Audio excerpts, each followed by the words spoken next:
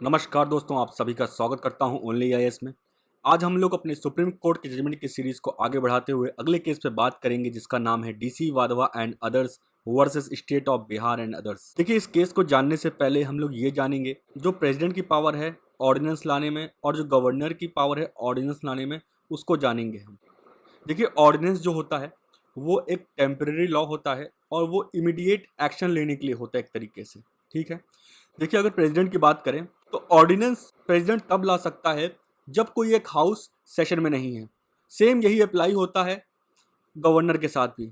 Governor वो ordinance तब ला सकता है जब कोई एक हाउस सेशन में नहीं है। अब जो प्रेसिडेंट ऑर्डिनेंस लाएंगे वो उन्हीं सब्जेक्ट्स पे ऑर्डिनेंस ला सकते हैं जिसमें पार्लियामेंट्स को लेजिस्लेटिव पावर दी गई है। मतलब जिस सब्जेक्ट्स में पार्लियामेंट लॉ बनाती है, सिर्फ उसी सब्जेक्ट्स में प्रेसिडेंट ऑर्डिनेंस ला सकते हैं। सेम यही इम्प्लाई होता है गवर्नर के साथ भी। गवर्नर भी उसी सब्जेक्ट्स पे ऑर्डिनेंस ला सकते हैं जिसमें कि स्टेट लेजिस्लेचर ला सकता है लॉ। अभी हम लोगों ने सब्जेक्ट्स की बात की, साथ ही साथ प्रेसिडेंट उन सब्जेक्ट्स पे भी ऑर्डिनेंस नहीं ला सकता है जिस पे पार्लियामेंट को नहीं मिला है पावर बनाने के लिए। सेम यही गवर्नर के साथ होता है। जिसमें स्टेट लेजिस्लेचर को पावर नहीं मिली है लॉ बनाने के लिए, जिस सब्जेक्ट्स में, उस सब्जेक्ट्स पे ऑर्डिनेंस गवर्नर नहीं बना सकती है। और प्रेसिडेंट किसी भी वक्त जब चाहे तब उस ऑर्डिनेंस को वापस मतलब कि विड्रॉ कर सकते हैं। ठीक है, जो ऑर्डिनेंस उन्होंने पास किया है उसको वो एनी टाइम विड्रॉ कर सकते हैं। सेम गवर्नर भी एनी टाइम विड्रॉ कर सकते हैं उस ऑर्डिनेंस को। बट प्रेसिडेंट बिना council of minister, prime minister के एडवाइस के ना प्रोमulgate कर सकते हैं ऑर्डिनेंस को, ना ही विड्रॉ कर सकते हैं। अब स्टेट की अगर बात करें तो वहां पे गवर्नर के साथ भी यही है, बट वहां पे अथॉरिटी चेंज है। ऑर्डिनेंस तब तक प्रोमulgate नहीं कर सकते ऑर्डिनेंस को, और साथ ही साथ विड्रॉ नहीं कर सकते हैं जब तक चीफ मिनिस्टर और काउंसिल से परमिशन नहीं ले लेते, एक तरीके से उनसे एडवाइस नहीं ले लेते। ठीक है, अब देखिए, जब हाउस ऑफ पार्लियामेंट असेंबल होता है दोबारा, तो उस ऑर्डिनेंस को पार्लियामेंट में पेश करना होता है और उस ऑर्डिनेंस को विद इन 6 वीक के अंदर पार्लियामेंट को या तो रिजेक्ट करना होगा या तो उसको एक्सेप्ट करना होगा। अगर विद इन 6 वीक उन्होंने एक्सेप्ट नहीं किया तो वो ऑटोमेटिकली एक्सपायर हो जाएगा। ठीक है, उसका सारा वैलिडिटी खत्म हो जाएगी। अब अगर हम गवर्नर की बात करें इसको लेकर, तो जब हाउस दोबारा रिसेंबल होगा, ठीक है, मतलब कि असेंबल होगा, तो उनको वो ऑर्डिनेंस हाउस में प्रेजेंट करना होगा। और सेम वही चीज यहाँ पे इम्प्लाई होगा कि उनको विद इन 6 वीक्स में उसको रिजेक्ट करना है या एक्सेप्ट करना है। अगर नहीं विद इन 6 वीक्स में एक्सेप्ट कर रहे हैं या रिजेक्ट कर रहे हैं तो वो ऑटोमेटिकली एक्सपायर हो जाएगा। ठीक है, उसकी वैलिडिटी नहीं एग्जिस्ट करेगी। अब चलिए केस के बारे में बात करते हैं।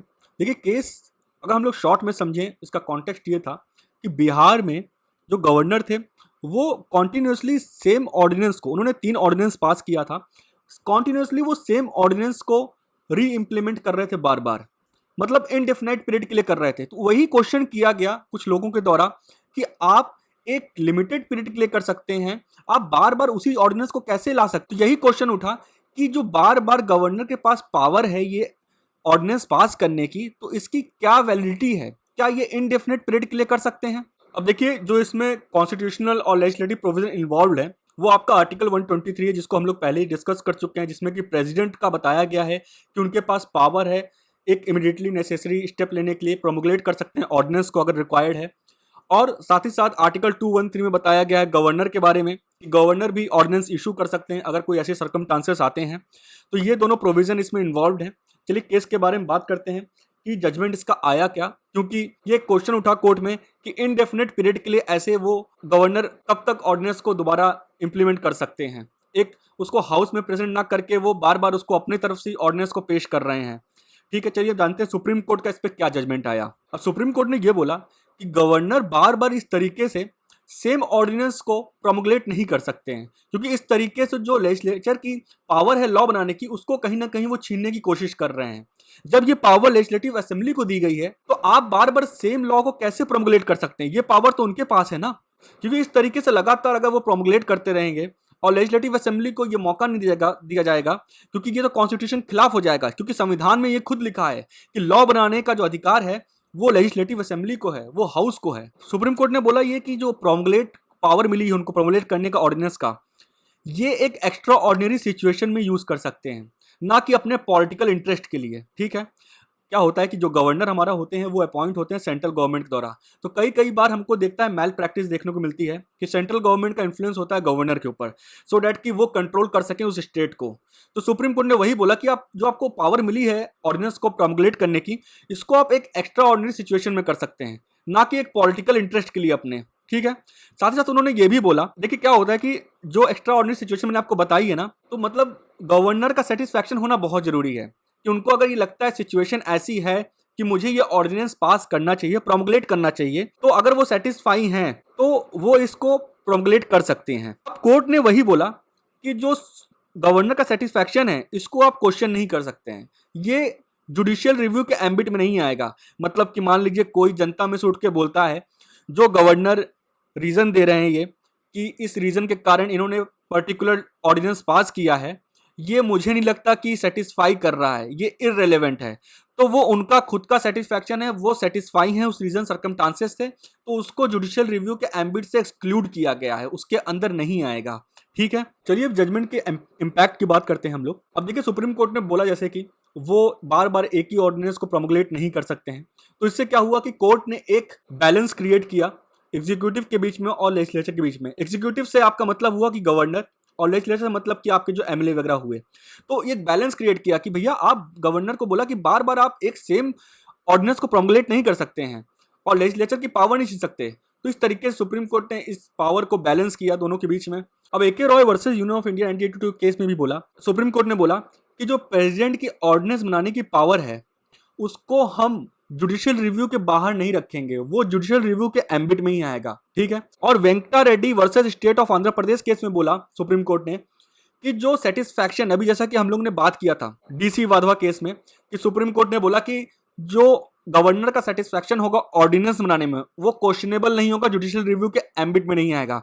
बट वेंकटा रेड्डी केस में उन्होंने बोला कि जो सेटिस्फैक्शन है प्रेसिडेंट का वो एम्बिट में आएगा, जुडिशियल रिव्यू में वो क्वेश्चनेबल है कोर्ट में। ठीक है। उसके बाद रुस्तम वाले केस में उन्होंने ये बोला कि प्रेसिडेंट गवर्नर के ऑर्डिनेंस मेकिंग पावर को क्वेश्चन कर सकते हैं, उनके सेटिस्फैक्शन को क्वेश्चन कर सकते हैं अगर ग्राउंड्स मैलाफाइड होंगे। मतलब कि मैंने आपको बताया था सुप्रीम कोर्ट ने जैसे पहला बोला था वाधवा वाले केस में कि पॉलिटिकल गेन के लिए इसको मिसयूज नहीं कर सकते हैं। तो अगर कोई ऐसा इंटेंशन पाया जाता है कि एक पॉलिटिकल गेन के लिए या एक कुछ उनके लेजिस्लेटिव असेंबली की पावर छीनने के मकसद से कोई ऑर्डिनेंस पास किया जा रहा है, तो उस केस में वो जुडिशियल रिव्यू के एम्बिट में आएगा।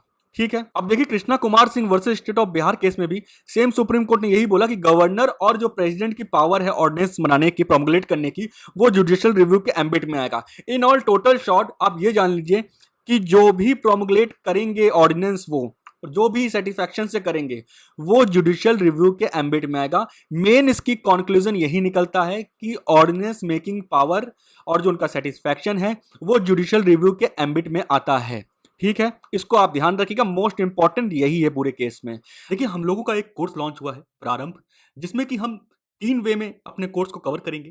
पहला हमारा होगा बेसिक, जिसमें कि हम एनसीईआरटी चैप्टर वाइज बुक्स को कंप्लीट करेंगे, उसमें क्लास 6 से लेकर 12 तक के लेसन्स को कंप्लीट करेंगे। एक इजी लैंग्वेज में पूरा कोर्स कंप्लीट किया गया है एनसीईआरटी का उसमें, और साथ ही साथ उसमें NCERT book wise test series भी प्रोवाइड की जाएंगी और उसमें बेसिक आंसर राइटिंग की क्लासेस भी प्रोवाइड कराई जाएंगी। फिर हमारा आता है एडवांस, जिसमें कि हम 300 plus hours of video lesson provide कराएंगे मेन सब्जेक्ट के। उसमें special answer writing classes provide की जाएंगी, आंसर राइटिंग क्लासेस, ऐसे writing classes plus test provide किए जाएंगे, और 8 full length mains test series provide कराए जाएंगे। और जो हमारा कोर होगा 500 plus hours of video lessons होंगे प्राइम सब्जेक्ट्स के, और आपको साथ ही साथ प्रिंटेड नोट्स मिलेंगे ओनली आईएएस के, जो कि आपके घर तक पहुंचाया जाएगा होम डिलीवरी के थ्रू।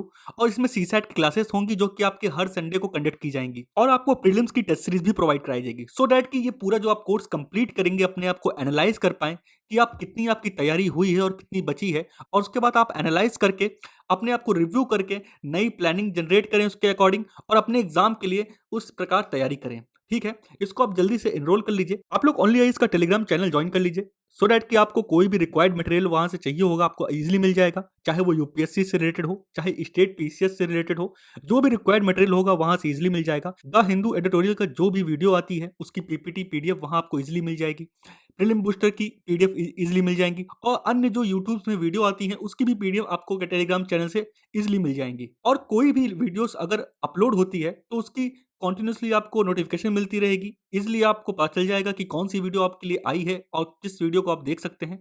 सो प्लीज इसको जाके ज्वाइन करें ओनली आईएएस के टेलीग्राम चैनल को। अब हम लोग अपने अगले जन्म में मिलेंगे, तब तक के लिए नमस्कार।